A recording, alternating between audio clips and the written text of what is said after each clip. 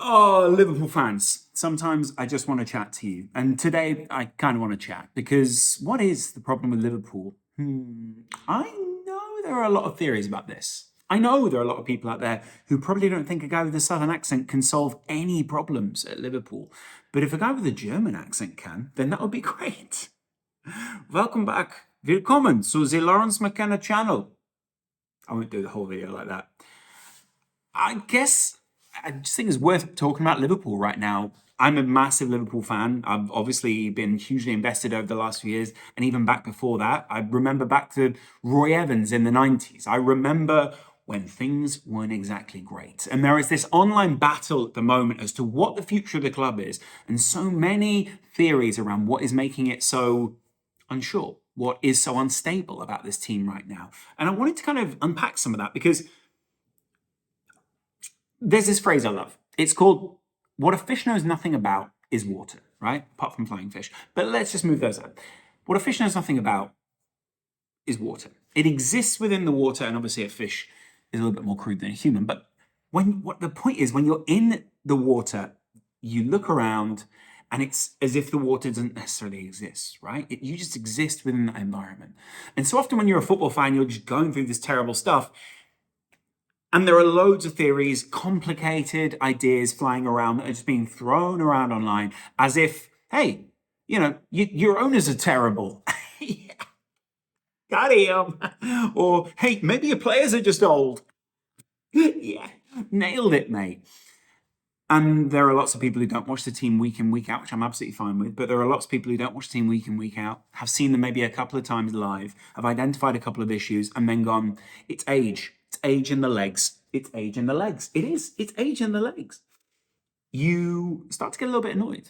Not only because you're sentimentally attached to some of these players, which I definitely am, but also because you feel like once you watch your team, you know this, any fan of another side that's watching this, there are little bits that you sort of, you know where the ball's meant to go. You know how they're meant to press. You know who triggers that. You know whether to get off his seat or not when a player is through. You know if Virgil van Dijk is going to catch another player, all these kind of things.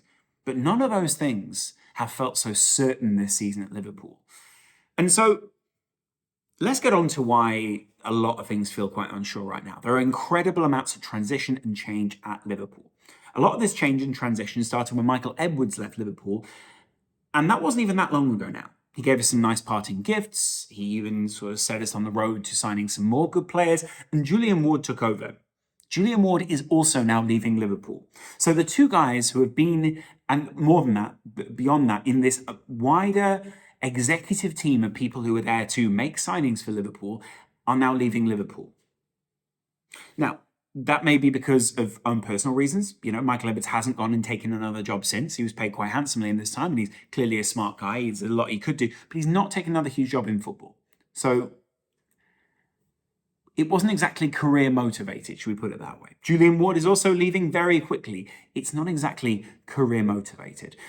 There are reasons why these guys are leaving, and partly some of that is they say there is internal conflict at the club around what signings should be signed, who and when. Now, clearly these guys are professionals because a lot of people obviously can see that they've signed Cody Gakpo in January. There are big efforts to sign other midfielders, and there are other contracts on the way. So it's not as if these guys are just terrible at their job, incompetent. This isn't like working in a company that, say, you or I might work in, and there's just someone who's terribly incompetent. We're working at the very highest level there. This is like the apex of football. There are very few people who are able to just, I think I might have this job. These people are at the very highest end of their profession. And so when we start sort of slagging them off or these kind of weird things, I get it's banter, but do you really think that Julian Ward's incapable? Do you think Michael Edwards is incapable? Do you think Jurgen Klopp is incapable of doing his job? More to my point, do you think that John Henry is incapable of owning football clubs? And I don't mean like, can he do it or not? I mean like, can he actually do it or not? The practicality of owning them is one thing, but the actual running of a club day to day is a whole other element. And John Henry is clearly a smart guy. He's clearly a billionaire for a reason, and he's clearly got these great connections throughout the industry for other reasons, right? He's a mover, he's a shaker. But he's also someone who has to make pragmatic business decisions and has run Liverpool to a degree where they're making a huge amount of profit. Well, huge amount of revenue. Two different things. So the ownership situation is also interesting, right? Because that goes alongside the internal issues. If you're wrangling and you've got real issues at Liverpool right now, amongst Klopp and say whoever else is there, Klopp and his backroom staff, whoever else is there, your current owners back you, when a new ownership comes in, other billionaires, other people who've got a vision, other people who want to maybe clean the decks, maybe clear the decks is actually the phrase, clean the decks would just be what the people, the pirates do. But you want to clear the decks, you want to bring in your new era. That makes it quite tricky to sell a club, especially considering the current Liverpool era is currently so unsure of where they're going to finish. The value within the squad is quite interesting to look at. We'll look at that in a moment. But the ownership in itself being so unsure is making a lot of the players, I'd imagine, quite unsure. And it also probably quite difficult to renegotiate. Now, Bobby Firmino is going to renegotiate his contract. Maybe Naby Keita will renegotiate his. He's coming into a good period of play at the moment. But people like Alex Oxlade-Chamberlain are going to be leaving. Milner was offered another year on his contract unexpectedly last summer. Jordan Henderson is clearly a more senior member of the squad now, and there has been an over-reliance on his legs this season. He's clearly a fit player, but we all know that you need more diversity in the midfield. And you know what? Let's just do this right now, right? Say this is your Liverpool team. I want to add 1, 2, 3, 4. So you've got your back line. You've got your Andy Robertsons over here, Virgil van Dijk. +1, probably Matip, probably Konate, probably Joe Gomez at the very sort of title-winning time. And then here you've obviously got Trent, who bombs on and off. Fabinho is in there. Remember, Liverpool only ever played most people consider their best starting 11 once in the Champions League. Used to be Wijnaldum, now it's Thiago. Hendo over here, or possibly Harvey Elliott this season. Gakpo or Nunez, Salah. This used to be Mane. I could name, Firmino, Salah, Mane, Wijnaldum, maybe Fabinho, Hendo. That's a very hard-working, shuttling midfield up and down here as well. Fabinho dropping in, but also Hendo dropping in, allowing Fabinho to go a little bit higher up. And there's been that interesting headline today about how Fabinho has played the same amount of minutes as the average 34-year-old footballer, but like years ahead of where he's meant to be. And there was this interesting chart you could see, and I actually have it on here, I've got a screen. But there's an interesting chart you could see about age and how people's minutes in their legs makes a massive difference, right? Now, if you want to buy into that or not, it's fascinating, but it could offer an explanation as to why Fabinho hasn't been so active this season, as to why there is a bit of a sedated version of what Liverpool are doing out there on the field. This position right here is so critical to what Liverpool do because, well, first of all, you can push higher up the field when you've got a 6 that knows what they're doing, but you've also got someone who can break up what happens with the defence when your 2 fullbacks are bombing on and your other midfielders are much higher up, say Thiago's and your Keitas this season. Liverpool actually play quite narrowly, so actually Fabinho is quite important because when I saw him play, it wasn't Napoli, but it was someone else, you saw him sort of compressing the space, taking part in the 1-2s with, say, your Trent Alexander-Arnolds, and that allowed him to bomb on. And that was really key. But that was when you had Mane out on this structure. Firmino dropping a little bit deeper. Salah cutting inside, having sort of more like this kind of position. Mane maybe doing similar, but Mane was so key. But also what I don't want to put is too much emphasis on. I've already said this on other videos this season. Liverpool are not the same Liverpool of old. They are trying to transition their formation. Sometimes this season, it's looked more like that. Not like that. Like that, right? Trent there, and then you've just got kind of Virgil van Dijk, who's very good at winning the ball back, so you don't need to play someone else so deep. And then obviously Matip or Konate or sometimes Joe Gomez, which he's been an unfortunate casualty of Klopp trying to change the situation, but also obviously he's made some bad mistakes. My point is, whoa, I didn't even know I could do that. I don't know how to get rid of that arrow. That is good for Gomez. Great positioning. Anyway, the point is with this Liverpool side, you could lay it out almost in your sleep, and you've basically got a series of players who you know exactly where they're going to be. Your Hendos, your Thiagos, and those kind of guys. This season, what you have up front, here, is the most unclear element. Darwin Nunez is chaos. He's absolutely incredible when it comes down to it, right? But if you look at where the positions that Darwin Nunez takes up, it's quite clear that Liverpool don't quite know where they're playing the ball into him just yet. Not only because, well, he could be out here, anywhere here. He could also be here because he takes some incredible meme shots from here. He'll take some incredible meme shots from here. The ball sort of just goes across the goal and you have to be very accurate in order to get the ball in from there. But also now they've got Cody Gakpo, they've got someone who could drop a little bit deeper, who could be part of that 4 in the midfield, but also someone who wants to play in off Nunez, overlapping there. And I think what Liverpool are currently doing is learning these roles that these two need to be strong on. But what it's doing is leaving 2 huge sections of the field, and I can draw them out here in this box here, look. There and here. Very unsure. But what that is doing is it's having... Stop doing the arrows. I don't know what the arrows mean. What it's doing is it's having an effect on the rest of the squad. It's unbalancing the rest of the team, right? So when you've got this pass out here, we saw Keita. Keita's been the best collaborator with a Salah or someone like that. Now, previously, if you want to go left wing, I'll go Mane there. Mane used to be able to take up this role and he'd trigger other things. Firmino would come over here. They know exactly where they were meant to go. When the ball would come into his feet like this, then you knew that that meant that Firmino would come back here. Mane goes there. Salah goes there. Possible to go across, possible to score a goal. You knew there were presses. You knew there were triggers for each of these things. Each player knew their trigger. Because of the chaos that's currently going on in the side, you don't know who's the trigger where, right? Now, I get it. There are probably a whole series of players out there who would fit into this Liverpool formation well, but when they've then decided to change the midfield, they've then decided to go, maybe we play 2 in midfield every now and again, and we've got, say, someone like, I don't know, well, okay, we'll change that up as well. We've got someone like Harvey Elliott out here, Alex Oxlade-Chamberlain. Do you really think that that's going to give Liverpool a good formational outcome? No, nor do I, right? It's a real issue for Liverpool right now. And frankly, there are problems throughout the team which are caused from the lack of balance. You can see you've got a midfield that drops a little bit deeper here. If you put a Jude Bellingham in, does that really solve your problems? Well, it solves some of your connectional problems because your 6 then feels a little bit more protected by someone like a Jude who can play a little bit deeper. He's probably a little bit more mobile, even than a Harvey Elliott, a little bit more defensively intelligent and possibly a little bit more defensively capable considering his build than Harvey Elliott. And then you've also got someone balancing it out over here. But you see what I'm saying?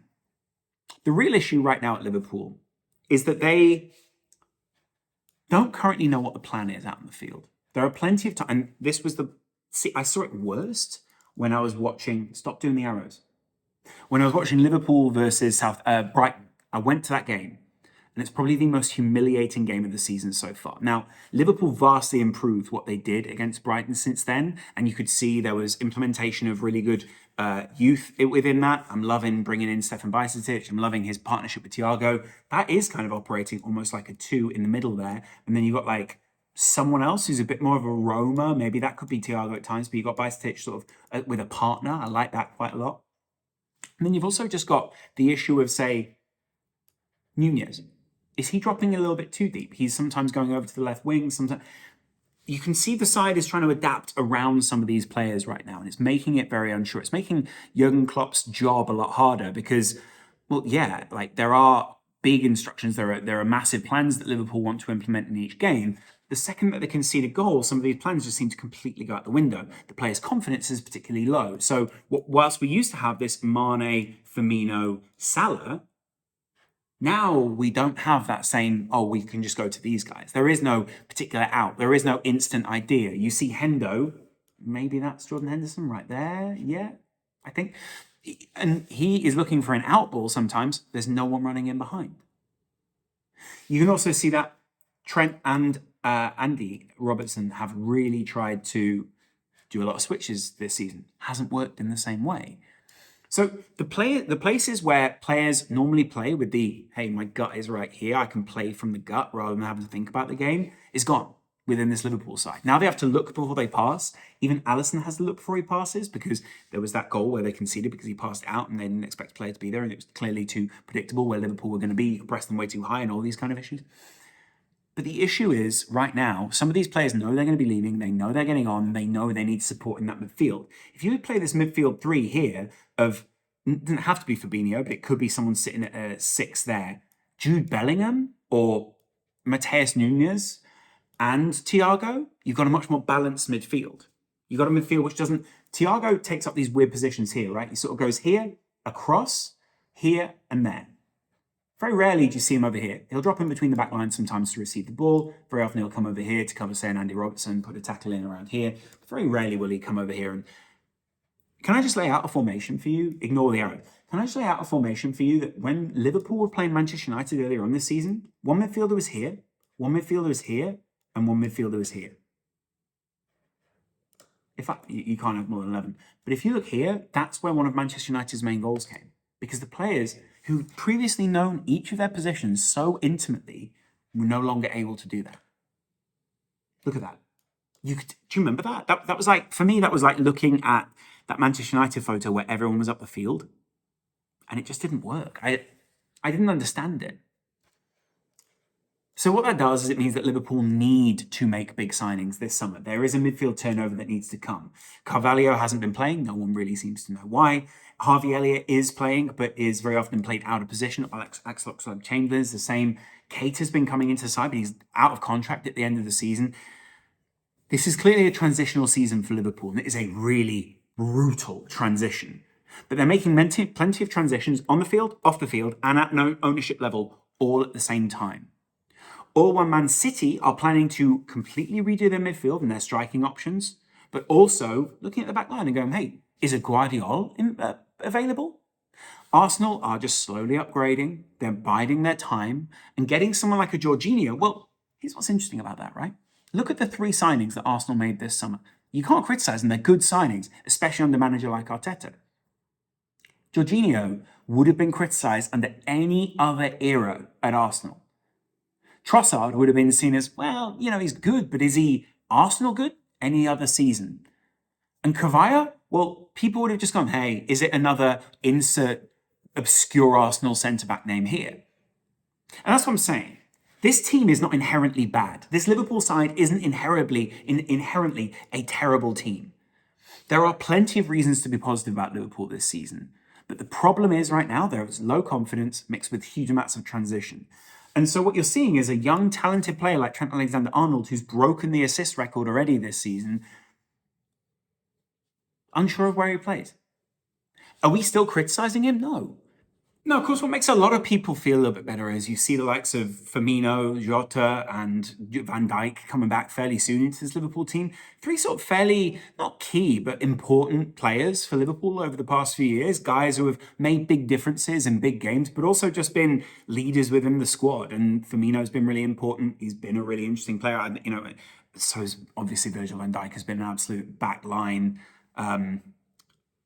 I don't want to say general because I think that sounds a little crazy, but you get the point. My point is, Liverpool at the moment have this issue with transition, right? And I don't even mean on the field. What I mean is, they've got this issue of, now we're seeing that Van Dijk is out the team, how does that back line cope? How do they transition away from Virgil van Dijk? Some of them are so sure about. Now Hendo and the leaders are now needing to move away. It adds another element of people being unsure. And when they're bedding new players in, it was much easier when you had these leaders who were able to integrate, who were able to teach other people and do that well within time of the transition. Now we're looking at, even on Netherlands TV, right, they're saying like Cody Gakpo shouldn't have moved to Liverpool at this point because it's bad for his career to have to do this and transition into a team at this time. Could go both ways, but who knows? The point is, there's lots of interesting aspects to how Liverpool are transitioning through time. And they were so sure of that team before and they felt so sure. But the irony was, again, they only played that team once in the Champions League. Any other time, they were having to deal with pragmatism and change. And there were consistent pieces within that, but a lot of those pieces around changed. So I'm just interested to know what your thoughts are on how it works on previous theories about Liverpool and theories about Liverpool now. Whether Klopp is a slightly different kind of manager now and whether the effect of Klopp can still be just as poignant as it once was at Liverpool. If you're explaining, you're losing or something like that is what most people say in football, right? And that's possibly the case. Jurgen Klopp shouldn't have to and shouldn't need to explain what is going on so much. But they also then have to justify, say, a Mo Salah type performance. Mo Salah's been off it this season, and that's because the rest of the formation has been quite skewed. He's been receiving the ball with his back to goal a lot more. It's been a lot more compressed space for him. A lot more people are focusing on him, and there are way less people to, say, take away the pressure on Mo Salah. You've got Nunez just darting up the field. He's absolutely fantastic. He's chaotic, and I do love it. But what are you doing there? Is that a repeatable system that is going to continuously get your goals? And is chaos necessarily good when other players in the team don't know where you're going to be, can't necessarily read where you're going to be, and don't know where the ball's going to be, or don't know where you're going to be? These are all big challenges that Liverpool currently have to play with. Be interested to know what your thoughts are in the comments below. I will chat to you guys in a while, and I'll see you later. Much love. Bye.